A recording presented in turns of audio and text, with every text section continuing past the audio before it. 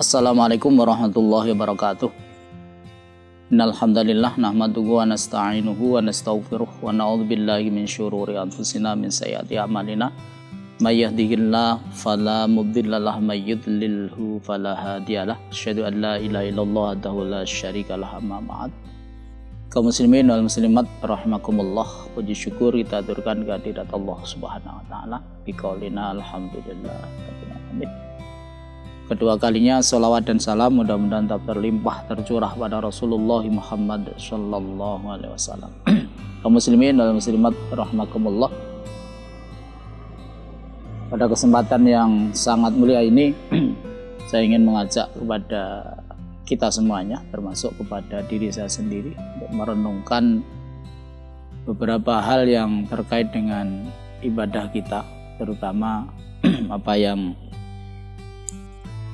harus kita lakukan setelah ibadah itu kita laksanakan sesuai dengan tuntunan dari Rasulullah. Atau dengan kata lain, madza ba'dal ibadah, apa yang harus kita lakukan setelah ibadah. Kalau kita mengacu kepada apa yang dulu dilakukan oleh Nabiullah Ibrahim alaihissalam, seorang nabi yang disebut dengan Khalilullah, ya, kekasihnya Allah, nabi yang sangat dekat dengan Allah Subhanahu wa taala. Beliau ketika selesai melaksanakan sebagian dari perintahnya Allah, yakni selesai meninggikan pondasi Ka'bah begitu. Maka yang dilakukan oleh beliau adalah memohon kepada Allah dua hal. Permohonan itu diabadikan oleh Allah Subhanahu wa taala di dalam Al-Qur'an. A'udzubillahi minasyaitonirrajim. Bismillahirrahmanirrahim.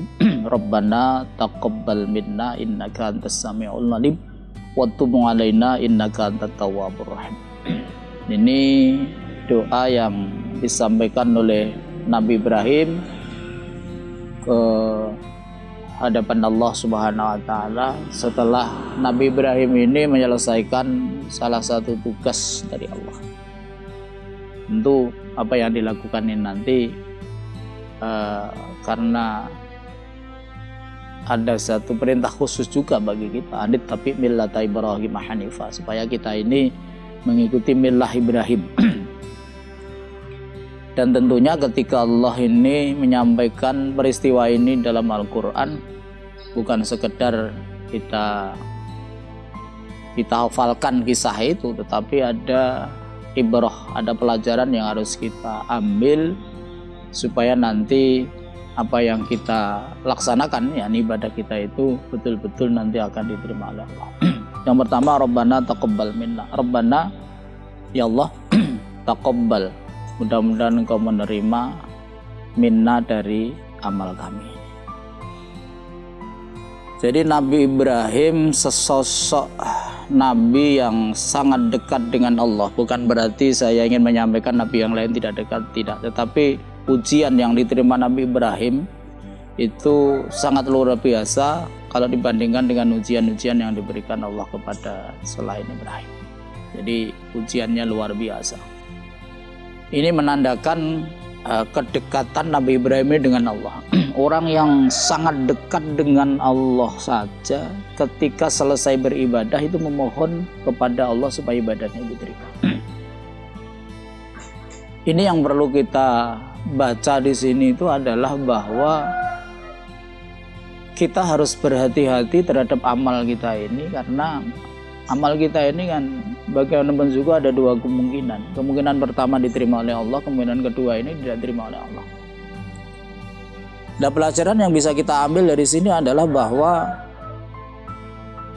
ada sesuatu yang perlu untuk kita renungkan, karena pada satu sisi ketika kita ini beribadah kepada Allah, di dalam salah satu hadis qudsi Allah itu sampaikan, wa inni la aqbalu illa ma ubtuhiya bihi wajhi, dan aku Allah itu tidak akan menerima amal ibadah manusia itu kecuali kalau amal itu dilakukan dalam rangka untuk mencari ridho.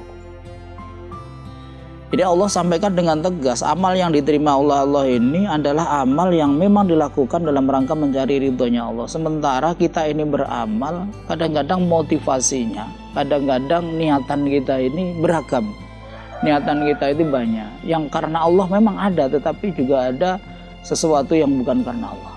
Dan inilah yang nanti akan menjadi penghalang. Kalau kita ini tidak memohon pada Allah, kita tidak berusaha untuk mendekat kepada Allah dan memohon sekiranya Allah itu berkenan terhadap amal-amal kita yang kadang-kadang masih terselip di dalam hati itu keinginan tertentu selain Allah. Yang kita khawatirkan itu nanti ternyata amal kita itu diterima oleh Allah.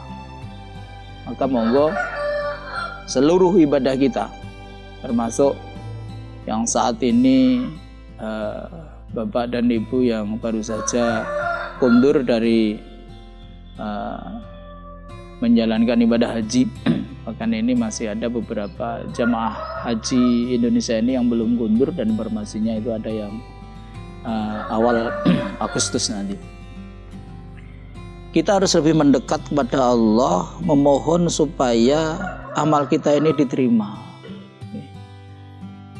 Ketidakterimaan amal kita ini kan sesungguhnya lebih pada faktor hati kita. Jadi yang menyebabkan amal kita itu kemudian tidak diterima Allah ini banyak yang itu bersumber dari hati kita. Dan kadang kita ini sulit untuk mengontrol hati kita itu. Rasa pamer, riya, kemudian ada kesombongan dan sebagainya. Ini yang nanti bisa menyebabkan amal kita ini tidak diterima oleh Allah. Kemudian yang kedua, watub alaina innaka antat tawwabur rahim. Melalui amal ini ya Allah, mudah-mudahan Engkau itu mengampuni dosa-dosa saya, menerima taubat saya ini. Jadi ketika amal kita ini nanti sudah diterima, langkah berikutnya nanti amal kita ini kan sebetulnya akan digunakan oleh Allah itu untuk menghapus dosa kita ya. Innal hasanati yudhibnas sayyi'at. Jadi amal-amal kebaikan itu nanti akan dijadikan sebagai sarana untuk menghapus dosa-dosa kita ini. Maka langkah pertama yang kita lakukan adalah bagaimana amal kita ini nanti diterima oleh Allah, yang selanjutnya nanti oleh Allah itu digunakan sebagai yudhibnas sayyi'at, untuk menghapus dosa-dosa kita. Jadi dua hal yang kita dapatkan. Yang pertama diterima. Kalau sudah diterima berarti kita itu mendapat ujroh. Kemudian yang kedua, kita berharap nanti amal yang diterima oleh Allah itu digunakan untuk menghapus dosa-dosa kita. Kaum muslimin wal muslimat rahimakumullah. Kemudian yang ketiga yang perlu diperhatikan adalah bahwa ketika kita ini sudah selesai beribadah, maka ibadah kita ini akan dinilai juga oleh Allah keterkaitannya dengan pergaulan kita kepada sesama manusia ini. Makanya di salah satu ayat Allah sampaikan, A'udzubillahi minasyaitonirrajim, duribat sengaligimud dhillah aina ma thuqifu illa bihablim minallah hablim minan nas. Kamu sekalian akan ditimpa kehinaan di hadapan Allah Subhanahu wa taala illa bihabli minallah wa habli minan nas, kecuali kalau kita ini menjalin hubungan yang kuat, memegang tali yang kuat dengan Allah. Tali yang kuat dengan Allah ini adalah ibadah, wa habli minan nas, dan tali hubungan yang kuat terhadap sama manusia. Makanya kalau kita telusuri Bapak Ibu ingkang dirahmati Allah, seluruh ibadah kita itu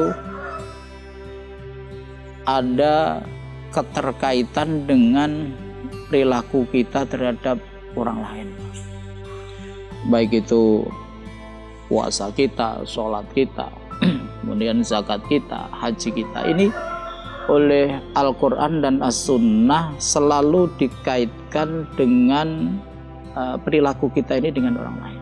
Misalnya dan saya, ketika Allah sampaikan dalam Al-Quran, wawailul lil musallin, celaka orang yang sholat.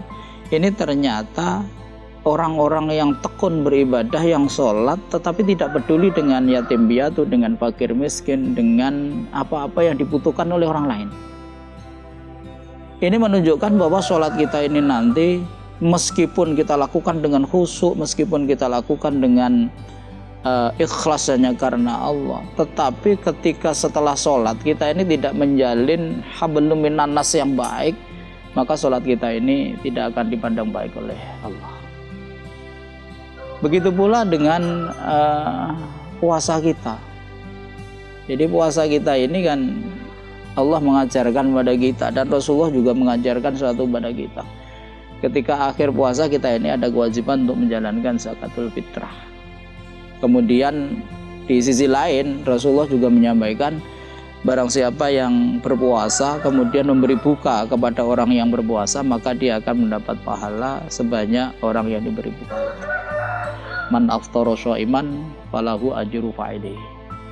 Ini mengandung makna bahwa seluruh ibadah kita itu ada keterkaitan dengan hablum minan nas. Begitu pula ketika kita ini pulang haji begitu. Rasulullah pernah menyampaikan dalam sebuah hadis, wal hajjul mabrur laisa lahu jazaa'un illa jannah. Haji yang mabrur itu tidak ada pahalanya illal jannah, kecuali surga. Maka pada saat itu para sahabat bertanya, wa qalu ya Rasulullah mal mabrur. Wahai Rasul, apa itu yang disebut mabrur? Ternyata Nabi mengatakan mabrur itu bukan dilihat dari sisi pelaksanaannya saja, tetapi mabrur itu adalah afsus salam wa it'amut ta'am. Yakni ketika orang ini sudah menjalankan ibadah haji, dia pulang afsus salam wa it'amut ta'am. Dia menebarkan keselamatan dan siap untuk memberi makan kepada orang lain. Artinya ini bukan mesti dalam bentuk makan, karena makan ini adalah kebutuhan pokok. Artinya setelah kita ini pulang dari haji, maka pergaulilah manusia itu dengan baik, di mana-mana tebarkan keselamatan, jangan menyakiti hati orang lain, jangan berbuat zalim dan sebagainya, dan juga siap untuk membantu kebutuhan orang lain.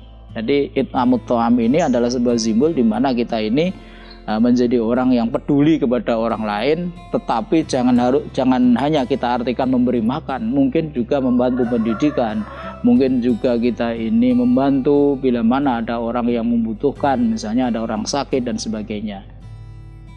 Jangan pernah berpikir bahwa perintahnya itu cuma it'amut ta'am. It'amut ta'am itu adalah perintah yang paling substansi, artinya itu kebutuhan pokok yang paling mendasar begitu. Dan kita yakin orang yang di sekitar kita ini kebutuhannya itu bukan hanya makan saja. Mungkin sudah ada yang selesai untuk kebutuhan itu, artinya sudah tercukupi, tapi mungkin masih membutuhkan bantuan kita dalam bidang pendidikan, mungkin dalam bidang kesehatan, mungkin dalam bidang mengatasi problem-problem kehidupan. Ini yang harus kita pikirkan supaya nanti ibadah kita itu dinilai baik oleh Allah Subhanahu wa taala. Kaum muslimin wal muslimat rahimakumullah. Jadi 3 hal ini mari kita renungkan bersama. Sudahkah ini kita lakukan? Kalau belum, mari ini kita lakukan bersama. Kalau sudah, mari kita ini istiqomahkan, kan begitu. Karena nilai ibadah kita itu nanti ternyata tidak hanya dinilai pasca ibadah itu saja, tetapi nanti akan dinilai terus menerus sampai ada yang sampai kita meninggal, ada yang sampai kiamat, ada yang sampai mungkin nanti sudah waktu perhitungan dan sebagainya, yang nanti insya Allah di kesempatan lain akan kita sampaikan. Mudah-mudahan Allah Subhanahu wa taala senantiasa memberikan tambahan hidayah dan taufiknya kepada kita semuanya, dan mudah-mudahan Allah Subhanahu wa taala senantiasa membimbing kita, senantiasa memberikan rizki yang barokah kepada kita, dan akhirnya mudah-mudahan kita semuanya termasuk orang yang husnul khatimah. Amin ya rabbal alamin. Nasrun minallah wa fathun qarib wa basyiril mu'minin. Assalamualaikum warahmatullahi wabarakatuh.